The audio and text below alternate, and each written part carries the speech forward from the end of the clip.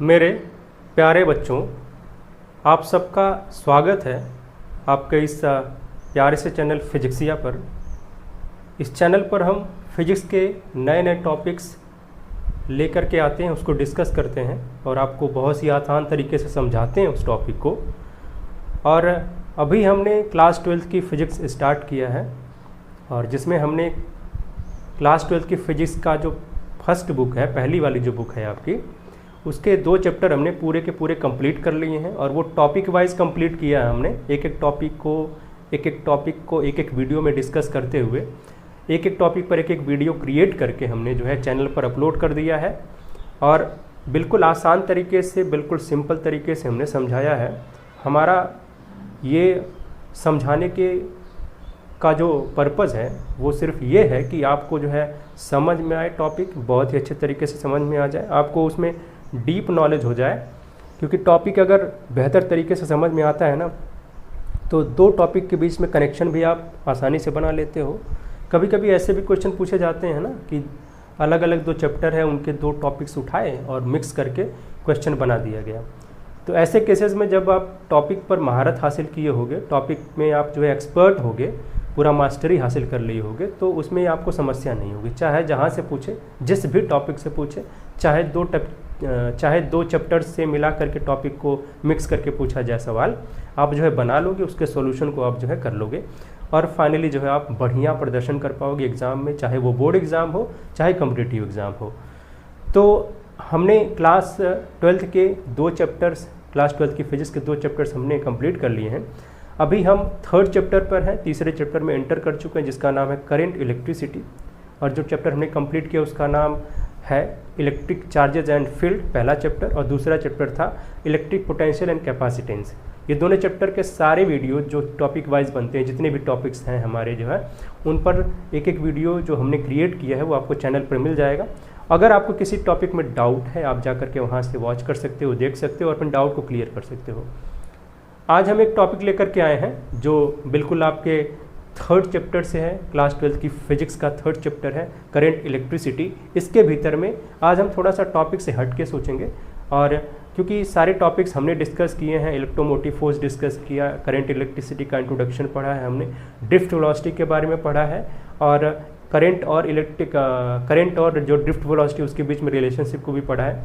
आज थोड़ा देखेंगे क्योंकि हम रेजिस्टेंस और रेजिस्टिविटी के बारे में अच्छे से पढ़ चुके हैं कि कौन सी क्वांटिटी किस पर कितना डिपेंड करती है, क्या रेजिस्टेंस जो है किन बातों जो रेजिस्टेंस है किसी कंडक्टर का वो किन बातों पर डिपेंड करता है। तो आज हम ये ज़रा देखेंगे कि कौन सी ऐसी चीज़ है, कौन सा ऐसा कारण है, कौन सा ऐसा रीज़न है जिसकी वजह से किसी कंडक्टर के भीतर में रेजिस्टेंस पैदा होता है। ठीक है, रेजिस्टेंस का मतलब कि कोई चीज़ रजिस्ट करने की जो टेंडेंसी है वो चीज़ कैसे पैदा होती है, मतलब वो कैसे इलेक्ट्रॉन के फ्लो को रजिस्ट करने लगता है, विरोध करने लगता है। अगर हम हिंदी में ज़रा बात करें, इसी रेजिस्टेंस को कहते हैं प्रतिरोध, तब थोड़ा सा और अच्छे से समझ में आएगा। इसको कहते हैं प्रतिरोध। ठीक है, प्रतिरोध का सीधा सा मतलब है विरोध। तो यह क्या करता है, जो कंडक्टर के भीतर कुछ ऐसी चीज़ होती है जो इलेक्ट्रॉन के फ्लो करने का विरोध करता है। मतलब इलेक्ट्रॉन तो फ्लो होता ही है, फ्री इलेक्ट्रॉन होते हैं कंडक्टर के भीतर में, लेकिन वहाँ भी उनका विरोध करने के लिए कोई ना कोई होता है, और यही जो विरोध है वो कंडक्टर की प्रॉपर्टी कही जाती है और इसे रेजिस्टेंस कहते हैं। और बिल्कुल इसी से रिलेटेड अपना रेजिस्टिविटी भी है, जो खुद एक जो है कंडक्टर की प्रॉपर्टी होती है, इसकी कैरेक्टरिस्टिक प्रॉपर्टी होती है। कुछ बातों पर रेजिस्टेंस डिपेंड करता है, कुछ बातों पर जो है अपना रेजिस्टिविटी डिपेंड करती है। तो मतलब क्या है, यहाँ पर हमें यह पढ़ना है कि कौन सी ऐसी चीज़ है जो इलेक्ट्रॉन के फ्लो करने का विरोध करती है। ठीक है, रेजिस्ट करती है, उसको फ्लो नहीं होने देना चाहते, लेकिन फिर भी फ्लो करता है किसी तरीके से, इलेक्ट्रॉन जो है फ्लो करता है और करंट फाइनली फ्लो करती है कंडक्टर के भीतर में। लेकिन फिर भी क्या है कि यहाँ पर लेकिन कुछ मायने में ये विरोध होता है, भले ही थोड़े अमाउंट में हो, लेकिन विरोध तो होता ही है उसके भीतर, कंडक्टर के भीतर। अब ज़रा देखते हैं कि हम एक कंडक्टर बना लेते हैं। यहाँ पर एक छोटा सा वायर ले लेते हैं, ठीक है, जिसकी लेंथ हम यहाँ बिल्कुल स्पेसिफाई करेंगे, और ये इसका क्रॉस सेक्शनल एरिया है, बिल्कुल ऐसे बना लेंगे। ये अपना क्रॉस सेक्शनल एरिया है, ठीक है, इसे हम क्रॉस सेक्शनल एरिया कहेंगे। और इसकी लेंथ सपोज दैट कि ये टोटल लेंथ इसकी जो है, जितना हमने वायर लिया उसे स्मॉल एल है। ठीक है, इसके भीतर में फ्री इलेक्ट्रॉन होंगे क्योंकि ये कंडक्टर है। ये क्या भाई, ये कंडक्टर है अपना, ये कंडक्टर है तो इसके भीतर फ्री इलेक्ट्रॉन होंगे। कंडक्टर के भीतर फ्री इलेक्ट्रॉन होंगे, जाहिर सी बात है फ्री इलेक्ट्रॉन होंगे। लेकिन इन फ्री इलेक्ट्रॉन के मोशन को कुछ चीज़ होती है जो रेजिस्ट करती है, विरोध करती है, उसका प्रतिरोध करती है, उसको फ्लो नहीं होने देना चाहती, या फिर उसकी स्पीड को कम कर देती है। ऐसे बात करें तो वो कौन सी चीज़ होती है, आज हम यही पता लगाएंगे कि कौन सी चीज़ है, क्या कारण है कि किसी कंडक्टर के भीतर रेजिस्टेंस पैदा होता है। और रेजिस्टेंस किस बात के लिए, कि वो जो है फ्री इलेक्ट्रॉन को मूव नहीं करने देता है, अगर मूव भी करने देता है तो उसकी वेलोसिटी को कम कर देता है। वो कौन सी चीज़ है, बिल्कुल आज हम यहाँ पर समझेंगे बिल्कुल आसान तरीके से और समझते हैं। देखते हैं, अगर कंडक्टर के भीतर फ्री इलेक्ट्रॉन है, बिल्कुल पक्का फ्री इलेक्ट्रॉन्स है, लेकिन ये फ्री इलेक्ट्रॉन्स अगर हम इसके बीच में कोई मतलब दोनों एंड जो दिखाई दे रहे हैं वहाँ अगर हमने कोई बैटरी कनेक्ट नहीं किया है, मतलब क्या कि अगर कोई पोटेंशियल यहाँ पर प्रोवाइड नहीं किया है, तो उस केस में होता क्या है कि जो इलेक्ट्रॉन है वो अपने जो है रैंडम मोशन करते रहते हैं। ठीक है, रैंडम मोशन।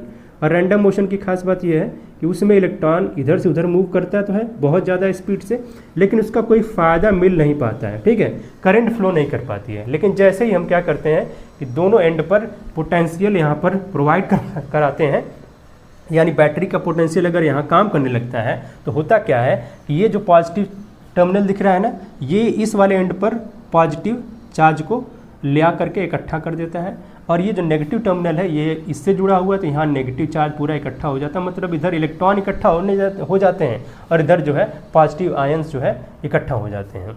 और पॉजिटिव और नेगेटिव दो बातें आप जानते हो कि जो इलेक्ट्रिक फील्ड की डायरेक्शन होती है पॉइंट चार्जेस के में हमने पढ़ा है कि अगर दो पॉइंट चार्जेस हैं, एक पॉजिटिव है और एक नेगेटिव है, तो इलेक्ट्रिक फील्ड की डायरेक्शन पॉजिटिव से नेगेटिव की तरफ होती है। ठीक है, तो यहाँ भी एक इलेक्ट्रिक फील्ड यहाँ इस्टेब्लिश हो जाएगी, ठीक है, पॉजिटिव से नेगेटिव की तरफ। ठीक है, अब क्या होगा कि जो पॉजिटिव चार्जेस हैं उसको तो ये अपनी डायरेक्शन में पुश करेगी, लेकिन जो नेगेटिव चार्जेस हैं इस इलेक्ट्रिक फील्ड की अपोजिट डायरेक्शन में मूव करेंगे। ये हमने पहले पढ़ा हुआ है। हमें यहाँ पर देखना कि कौन सी ऐसी बात है जो इस इलेक्ट्रॉन के फ्लो को रेजिस्ट करती है, विरोध करती है उसका। इसके अंदर फ्री इलेक्ट्रॉन है, लेकिन जैसे ही पोटेंशियल यहाँ पर अप्लाई किया गया है, ठीक है, मतलब क्या है यहाँ पर, व्हेन पोटेंशियल डिफरेंस, ठीक है, डिफरेंस इज अप्लाइड। जैसे ही पोटेंशियल डिफरेंस अप्लाई किया जाता है इन दोनों एंड पर, कंडक्टर के दोनों एंड पर, जो इलेक्ट्रॉन है फ्री वाले इलेक्ट्रॉन वो मूव करना शुरू कर देते हैं। कैसे मूव करेंगे वो, इधर से इधर की तरफ, क्योंकि ये पॉजिटिव एंड दिखाई दे रहा है, तो ये इलेक्ट्रॉन जो है फ्री इलेक्ट्रॉन वो ऐसे मूव करना शुरू कर देते हैं, या फिर कहें कि जो इलेक्ट्रिक फील्ड की डायरेक्शन है उसकी अपोजिट डायरेक्शन मूव करना शुरू कर देते हैं। और जब ये मूव करना शुरू कर देते हैं तो देखें ये फ्री इलेक्ट्रॉन आए कहाँ से हैं, ये बिल्कुल एटम से आए हुए हैं। एटम को उन्होंने छोड़ा है और एटम को छोड़ करके वो बाहर आ चुके हैं अपने एटम से, और इस कंडक्टर के भीतर पूरा आज़ाद होकर के घूम रहे हैं। लेकिन अगर जिस एटम को इन्होंने छोड़ करके बाहर आए हैं और फ्री इलेक्ट्रॉन हो चुके हैं, वो एटम भी तो इसी के अंदर होगा, कंडक्टर के भीतर। मतलब क्या है कि जो पॉजिटिव अपना पार्ट बचा हुआ एटम का, क्योंकि इलेक्ट्रॉन तो निकल गया एक, तो वो जो पूरा एटम पॉजिटिव हो जाएगा। ये जो ऐसे जा रहा है ना, यहाँ पर ये मोशन कर रहा है, तो यहाँ ये पॉजिटिव आयन से टकराते भी हैं। ठीक है, मतलब क्या होता है कि यहाँ पर ये जो फ्री इलेक्ट्रॉन्स हैं, they free electrons collide with the positive ions of conductor. Conductor के भीतर जो पॉजिटिव आयन बचे हुए हैं, जहाँ से इलेक्ट्रॉन पहले निकला था, वहाँ जो पॉजिटिव आयन बचे हुए हैं उससे वो टकराता है अपने रास्ते में। ठीक है, अब ये कैसे होता है, क्योंकि जब हम पोटेंशियल प्रोवाइड करते हैं ना, तो ये जो इलेक्ट्रॉन है पहले इनके पास वेलोसिटी थी, ठीक है, रैंडम वेलोसिटी। अभी इनके पास कुछ और वेलोसिटी, एक डिफरेंट टाइप की वेलोसिटी आ जाती है, और ये इनको एक्सेलरेशन मिल जाता है। ठीक है, इनका एक्सेलरेशन मतलब ये एक्सेलरेट करने लगते हैं, इनकी स्पीड बढ़ जाती है, वेलोसिटी बढ़ जाती है। स्पीड की बात नहीं करेंगे क्योंकि डायरेक्शन में जा रहे हैं कि डायरेक्शन में जा रहे हैं, तो यहाँ वेलोसिटी की बात होगी। तो जो इलेक्ट्रॉन है उनकी वेलोसिटी बढ़ जाती है, और जाहिर सी बात है अगर मान लिया कि पहले वेलोसिटी u थी और बाद में v हो चुकी है, और ये इनके बीच में टाइम हमें लगा है t का, तो हमें पता है कि इनके बीच में एक्सेलरेशन हो जाएगा। एक्सेलरेशन बराबर होता है v माइनस में t, v माइनस जो इनिशियल वेलोसिटी है वो जो है, और अपान में t करेंगे। ये वैल्यू आती है एक्सेलरेशन की। मतलब अगर वेलोसिटी बढ़ रही है घट रही है टाइम के साथ, तो एक्सेलरेशन उनके अंदर आ जाता है। यहाँ भी ये जो पोटेंशियल डिफरेंस हमने प्रोवाइड किया है, तो जो इलेक्ट्रिक फील्ड यहाँ पैदा हुई है वो इन पर फोर्स लगा रही है। फोर्स लगाने की वजह से सारे इलेक्ट्रॉन पर, एक एक इलेक्ट्रॉन पर, हर एक इलेक्ट्रॉन पर क्या होगा कि उनके बीच में उस पर जो है एक्सेलरेशन आ जाएगा, मतलब उसकी स्पीड बढ़ रही है यहाँ पर, तो वहाँ पर इलेक्ट्रॉन में जो एक्सेलरेशन आ जाएगा, उसकी स्पीड बढ़ रही है, तो इलेक्ट्रॉन पर एक्सेलरेशन आ जाएगा, पक्का है। अगर वो एक्सेलरेशन आया है तो फिर उस एक्सेलरेशन के साथ बढ़ी हुई स्पीड से ये पॉजिटिव चार्ज से जाकर टकराएंगे, क्योंकि रास्ते में ये भी तो मिलेंगे इसे, ठीक है। भले ये तेज़ दौड़ रहे हैं लेकिन ये कहीं गए थोड़ी नहीं, इसी कंडक्टर के भीतर तो है पॉजिटिव आयंस, तो ये इनसे टकराते हैं। और जब इनसे टकराएंगे तो होगा क्या कि भाई ये कहेगा कि तुम हम ही से निकले हो, ठीक है, हमसे निकल करके और तुम भाई हम ही को दिखा रहे हो, मतलब हमसे आके टकरा रहे हो। तो फिर क्या करेगा, जैसे ये टकराएगा इलेक्ट्रॉन इससे जो है पॉजिटिव आयन से, वैसे इसकी स्पीड फिर से गायब हो जाएगी, फिर से इसके पास रैंडम स्पीड हो जाएगी जो पहले थी, ठीक है। मतलब टकराने से ये नुकसान हो गया इसका, क्योंकि ये जानता था कि मैं इसी से निकला हुआ हूँ, इसे टकराने की ज़रूरत नहीं थी यहाँ पर, लेकिन रास्ते में मिल ही गया ये, तो ये टकरा गया जब इससे, तो होगा क्या, ये कहता है कि भाई अब तुम टकरा गए हो तो मैं भी तुम्हें जाने नहीं दूंगा, मैं भी तुम्हारा यहाँ पर विरोध करूँगा, तुम्हें जो है तुम्हारी वेलोसिटी को कम कर देता हूँ। ये इसकी वेलोसिटी को कम कर देता है, फ्री इलेक्ट्रॉन की वेलोसिटी को ये पॉजिटिव आयन टकराने के बाद कम कर देता है। और फिर जैसे टकराने के बाद ये यहाँ से टकराने के बाद कुछ टाइम बाद जब ये छूटता है, मतलब ये टकरार जहाँ कोलिजन होता है उसके बाद जब ये चला जाता है इलेक्ट्रॉन, तो फिर से इसकी स्पीड बढ़ने लगती है, वेलोसिटी बढ़ने लगती है, और फिर से वो कोई ना कोई पॉजिटिव चार्ज आकर के टकरा जाता है, और फिर इसकी स्पीड वैसे ही ये इसी तरीके से कंटिन्यूसली होता रहता है। और इसी वजह से क्या होता है कि इनकी स्पीड बहुत कम हो जाती है, ठीक है, जो फ्री इलेक्ट्रॉन की स्पीड बहुत कम हो जाती है। और फाइनली आती है बात ड्रिफ्ट वेलोसिटी की, जिस वेलोसिटी से ये ड्रिफ्ट करते हैं, सारे इलेक्ट्रॉन जो है ड्रिफ्ट करते हैं नेगेटिव से पॉजिटिव टर्मिनल की तरफ, बहुत ही कम वेलोसिटी से ड्रिफ्ट करते हैं, क्योंकि बहुत ज़्यादा वेलोसिटी होती है रैंडम वेलोसिटी, लेकिन टकराने की वजह से वेलोसिटी बहुत कम हो जाती है, ठीक है, पॉजिटिव आयन की वजह से, टकराने की वजह से। तो यहाँ देखें अब ये विरोध कौन कर रहा है, ये पॉजिटिव आयन विरोध कर रहे हैं, क्योंकि भाई जाहिर सी बात है, अगर तुम किसी के घर से निकले हो, किसी के साथ दोस्ती में पार्टनरशिप में रहे, और फिर उससे निकल करके कहीं दूसरा अपना बिजनेस शुरू कर दोगे तुम जो है, निकल करके उसका साथ छोड़ करके, तो जाहिर सी बात जो पुराना वाला है वो आपका विरोध करेगा, क्योंकि भाई आप उसके साथ रह रहे थे, उसको भी फ़ायदा हो रहा था और बिजनेस बड़ा था, तुमने जो उसको तोड़ा, ठीक है, उसकी पार्टनरशिप को तोड़ा जो है, और फिर तुम जो है उसके अगेंस्ट चले गए, बाहर चले गए, तो जैसे ही वो आपके सामने आएगा तो आपका विरोध ही करेगा, वो पीछे भी विरोध करेगा, कहेगा कि भाई ये तो हमारे साथ रहता था और मेरे साथ गद्दारी कर दिया। यही हाल इसका है, पॉजिटिव चार्ज है ना, ये इलेक्ट्रॉन का फिर इलेक्ट्रॉन का विरोध करता है, ये इसकी वेलोसिटी को कम कर देता है, फिर इलेक्ट्रॉन की वेलोसिटी को ये कम कर देता है। और वेलोसिटी कम होने की वजह से क्या होगा कि ये जो वेलोसिटी कम हुई है उसी की वजह से क्या हो रहा है, जो इलेक्ट्रॉन है वो ज़्यादा तेज़ी से मूव नहीं कर पा रहे हैं, और जो करंट है वो कम फ्लो होने लगती है, ठीक है। अदरवाइज़ क्या होता है, अगर ये नहीं टकराते तो जितनी स्पीड से ये जा रहे हैं तो करंट की वैल्यू बहुत ज़्यादा होती है, ठीक है, करंट की वैल्यू बहुत बड़ी अमाउंट मिलता है हमें करंट का, लेकिन टकराने की वजह से क्या हो रहा है कि जो कंडक्टर के भीतर भी करंट हमें थोड़ा कम मिल रही है, और इसी टकराने की वजह से ये कंडक्टर के भीतर रेजिस्टेंस पैदा हो रहा है, ठीक है। तो अगर हम कंडक्टर की रेजिस्टेंस की बात करें तो सीधी सीधी बात आती है, जो पॉजिटिव आयंस है उनका रेजिस्टेंस, उनका प्रतिरोध, ये विरोध कर रहे हैं, किसका विरोध कर रहे हैं भाई, फ्री इलेक्ट्रॉन का विरोध कर रहे हैं, ठीक है। कौन विरोध कर रहा है, ये पॉजिटिव आयंस, ठीक है, ये लगातार विरोध करते रहते हैं, बार बार जैसे ये टकराता है इसकी वेलोसिटी को कम कर देते हैं, और फिर से टकराने के बाद फिर इनकी वेलोसिटी बढ़ती है, फिर कोई दूसरा पॉजिटिव आयन इससे टकराता है और फिर वही हाल हो जाता है, ये लगातार होता रहता है। और ये जो है रेजिस्टेंस इसी वजह से पैदा होता है, इसी पॉजिटिव आयन की विरोध की वजह से, ठीक है। अब ज़रा देखें कि यहाँ पर जो रेजिस्टेंस है उसकी वैल्यू हम पहले थोड़ा सा फाइंड कर चुके हैं, उसकी वैल्यू को ज़रा लिखते हैं और देखते हैं कि भाई जो रेजिस्टेंस और रेजिस्टिविटी है वो किन बातों पर डिपेंड करती है, और कैसे ये जो दिखाई दे रहा है हमें कोलिजन वगैरह हो रहा है वो कैसे यहाँ पर काम कर रहा है रेजिस्टेंस को कंस्टिट्यूट करने के लिए, फिर रेजिस्टेंस को प्रोड्यूस करने के लिए, पैदा करने के लिए। देखिए आर की वैल्यू अभी हमने इसके जस्ट पहले वाले क्लास में देखा था, वीडियो में देखा था कि आर की वैल्यू ml/में ne² और टाउ और a थी, ठीक है, ये आर की वैल्यू है, ठीक है। अगर रो की वैल्यू की बात करेंगे यहीं से, तो हमें पता है कि रो इक्वल टू होता है RA/L होता है, तो R लिखेंगे, उसके बाद क्या करेंगे A/L से मल्टीप्लाई करेंगे। अगर हम क्या करें यहीं पर A/L से मल्टीप्लाई कर देते हैं तो अपना आ जाएगा रो की वैल्यू, L से L कैंसिल आउट, A से A कैंसिल आउट, क्या बचेगा, रो की वैल्यू बचेगी अपनी m/n ई स्क्वायर और फिर टाउ, सिर्फ इतना बचा है। ठीक है, तो अगर हम रेजिस्टेंस की बात करें तो ये देखें इनके साथ एल भी है और ए भी है। तो रेजिस्टेंस जो है दो बातों पर डिपेंड करता है, कह सकते हैं कि ज़्यादातर जो है डिपेंड करता है आर जो है, जो रेजिस्टेंस है वो किन बातों पर, लेंथ पर और एरिया पर। इसके साथ ही साथ वो नेचर पर भी डिपेंड करता है। अगर नेचर की बात करें ना, नेचर ऑफ मटेरियल, कि किसी कंडक्टर का जो मटेरियल है उसका नेचर कैसे डिसाइड होता है भाई, ये ज़रा देखें, बार बार यही वर्ड आता है। इसका मतलब होता है बच्चों कि अगर कोई सॉलिड है या फिर कंडक्टर है तो उसके अंदर जो एटम है, ठीक है, एटम है, तो वो किस तरीके से अरेंज है, अरेंजमेंट ऑफ एटम्स। ठीक है, इस नेचर का मतलब क्या हुआ, अरेंजमेंट ऑफ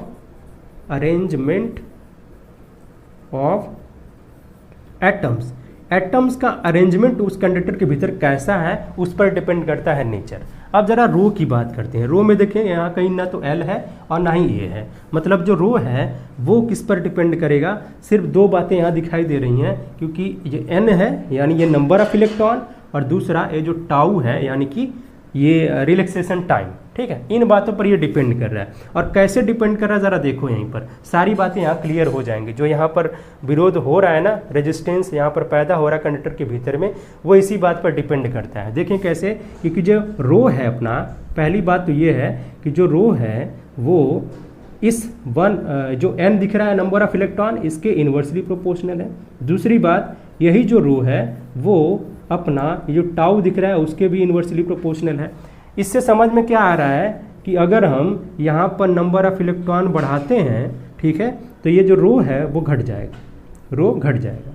ठीक है, उल्टा रिलेशन है, क्योंकि इन्वर्सली प्रोपोर्शनल तो उल्टा रिलेशन बनता है। और यहाँ पर भी सिर्फ यही मतलब है इस रो का, रो इज प्रोपोर्शनल टू 1 टाउ का, कि जैसे ही हम टाउ को बढ़ाते हैं, ठीक है, तो रो अपना घट जाएगा। ठीक है, टाउ अगर घटाएंगे तो रो बढ़ जाएगा, उल्टा रिलेशन है।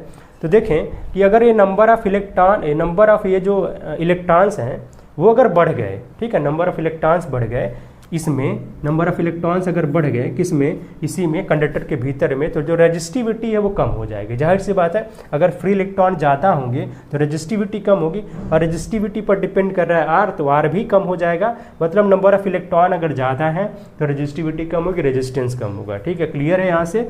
और अगर नंबर ऑफ इलेक्ट्रॉन कम है तो रेजिस्टिविटी भी कम होगी, रेजिस्टिविटी ज़्यादा होगी और इसी के साथ रेजिस्टेंस भी ज़्यादा हो जाएगा। यहाँ बात कर लेते हैं, ये अपना जो रिलैक्सेशन टाइम है, एवरेज रिलैक्सेशन टाइम इसे कहते हैं। रिलैक्सेशन टाइम का मतलब ये हुआ कि दो जो कोलिजन हो रहे हैं ना इलेक्ट्रॉन, मान लिया कि ये पॉजिटिव आयन है, तो यहाँ टकराया, टकराने के बाद फिर यहाँ गया। ठीक है, इलेक्ट्रॉन यहाँ से टकरा करके फिर यहाँ गया। तो ये जो टाइम बच रहा है ना दो कोलिजन के बीच का, वो जो टाइम है इसे कहते हैं टाउ। ठीक है, और इस टाइम में इलेक्ट्रॉन क्या करता है, रिलैक्स करता है। ठीक है, क्योंकि उसको कोई कोलिजन नहीं मिल रहा है इसके बीच में। ठीक है, उसे कोई टकराने वाला यहाँ पर नहीं मिल रहा है, ये आराम करता है, एनर्जी अपनी पूरा जो है अपने आप को मजबूत करता है, फिर दूसरी बार दूसरे पॉजिटिव आयन से टकराने के लिए, फिर ये दूसरे उतनी एनर्जी से फिर जो टकराता है।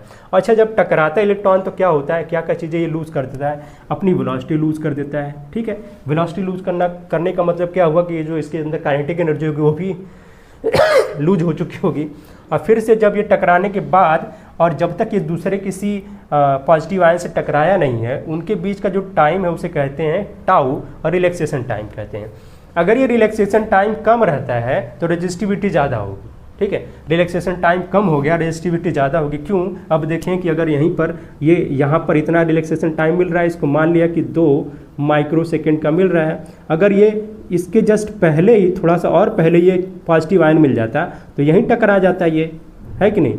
ठीक है, मान लिया कि ये जो टाउ 1 है और ये टाउ 2 है, तो ये 1 माइक्रोसेकंड अगर इसके पहले ही मिल जाता तो मान लिया कि 1 माइक्रोसेकंड पर ही मिल जा रहा है दूसरा वाला पॉजिटिव आयन, तो हो क्या रहा है कि ज़्यादा टकराहट हो रही है, ज़्यादा बार टकरा रहा है ये। तो जो टाउ है अगर वो बढ़ता है तो रेजिस्टिविटी घटती है, अगर टाउ घट जाता है तो रेजिस्टिविटी बढ़ जाएगी। यहाँ हमने क्या किया, टाउ को घटाया है, 2 माइक्रोसेकंड से 1 माइक्रोसेकंड कर दिया है। इस समय क्या होगा, जो रेजिस्टिविटी है वो बढ़ जाएगी। इसको हमने घटाया तो रेजिस्टिविटी बढ़ जाएगी। ठीक है, और रेजिस्टिविटी बढ़ी तो रेजिस्टेंस भी बढ़ जाएगा। बात आई समझ में, मतलब जितना कोलिजन होता है, अब इसका मतलब ये समझ में आया कि जो रेजिस्टेंस का रीज़न है वो क्या है, कोलिजन है भाई। ठीक है, collision of free electrons with positive ions, positive ions के साथ जो है फ्री इलेक्ट्रॉन का जो कोलिजन है वही इसका रीजन है, ठीक है, वही इसका बेसिक रीजन है। काज बिल्कुल यही है, यही इसका रीजन है, ठीक है, रेजिस्टेंस का यही रीजन है, रेजिस्टेंस पैदा होने का यही रीजन है, यही कारण है कि भाई अब कंडक्टर के भीतर में जो है रेजिस्टेंस आ जाता है, यही रीजन है, बिल्कुल यही रीजन है, collision of free electrons with positive ions, ठीक है। जितना जल्दी ये टकराएंगे उतना जल्दी रेजिस्टिविटी हो, उतना ज़्यादा रेजिस्टिविटी होगी, उतना ज़्यादा रेजिस्टेंस भी होगा, ठीक है। जितना दूर बाद में जाके टकराएंगे उतनी कम रेजिस्टिविटी होगी, उतना कम रेजिस्टेंस होगा, ठीक है। नंबर ऑफ इलेक्ट्रॉन्स अगर ज़्यादा रहते हैं फ्री इलेक्ट्रॉन्स तो जाहिर सी बात है ज़्यादा रहेंगे तो थोड़ा सा ज़्यादा वैल्यू मिल जाएगी ना, क्योंकि अब ज़्यादा इलेक्ट्रॉन है तो ज़्यादा चार्ज भी लेकर के जाएंगे, और ज़्यादा चार्ज लेकर के जाएंगे तो करंट ज़्यादा फ्लो करेगी, मतलब क्या रेजिस्टिविटी कम हो जाएगी, है कि नहीं। मान लिया एक टकराया, यहाँ पर ज़्यादा फ्री इलेक्ट्रॉन्स हैं और जो अपने ये पॉजिटिव आयंस हैं, कोई एक टकराया और फिर एक टकराएगा, फिर दो थोड़ी ना टकरा जाएंगे, मतलब कोई एक टकराया इनसे, फिर क्या करेगा, दूसरा वाला निकल जाएगा बगल से, तीसरा वाला निकल जाएगा, इस तरीके से ज़्यादा इलेक्ट्रॉन जो है पास कर जाएंगे, ठीक है, बिना टकराए। और बिना टकराए पास करेंगे तो क्या होगा, करंट ज़्यादा हो जाएगी, मतलब रेजिस्टिविटी उसकी कम हो जाएगी और रेजिस्टेंस भी कम हो जाएगी। तो बच्चों इसमें पूरे डिस्कशन में ये समझ में आया हमें कि भाई जो कोलिजन है वही कारण है रेजिस्टेंस का किसी कंडक्टर के भीतर। अगर कोलिजन ना हो, अगर कोई पॉजिटिव चार्ज इलेक्ट्रॉन से टकराए नहीं तो क्या होगा, रेजिस्टेंस बिल्कुल भी नहीं होगा, उस कंडक्टर के भीतर रेजिस्टेंस जीरो होगा, रेजिस्टिविटी भी जीरो होगी, ठीक है। और उस केस में क्या होगा, मैक्सिमम करंट, बहुत ज़्यादा करंट फ्लो करेगी इस कंडक्टर के भीतर में। लेकिन ऐसा होता नहीं, जो कंडक्टर होते हैं ना उनका भी कुछ ना कुछ रेजिस्टेंस होता है, कुछ ना कुछ रेजिस्टिविटी होती है, और इसमें जो है आपको जो है इनफाइनाइट करंट या बहुत ज़्यादा करंट फ्लो करने के चांसेस बहुत ज़्यादा नहीं रहते हैं। हाँ, सुपर कंडक्टिविटी के केस में ऐसा होता है जिसमें बहुत ज़्यादा करंट फ्लो करती है, बहुत लार्ज अमाउंट में करंट फ्लो करती है, ठीक है, वो सुपर कंडक्टिविटी का केस है। लेकिन कंडक्टर के भीतर कुछ ना कुछ रेजिस्टेंस जरूर रहेगा, कुछ ना कुछ रेजिस्टिविटी ज़रूर रहेगी। तो हमें ये पूरा उम्मीद है कि आपको ये पूरा टॉपिक जो है बहुत अच्छे तरीके से समझ में आ गया होगा। और अगर फिर भी कोई डाउट है तो आप कमेंट बॉक्स में हमें कमेंट कर सकते हो, हम जो है बिल्कुल आपके डाउट को क्लियर करते हुए रिस्पॉन्स देंगे। और ये था पूरा डिस्कशन, और फिर मिलते हैं एक नए टॉपिक के साथ नेक्स्ट वीडियो में।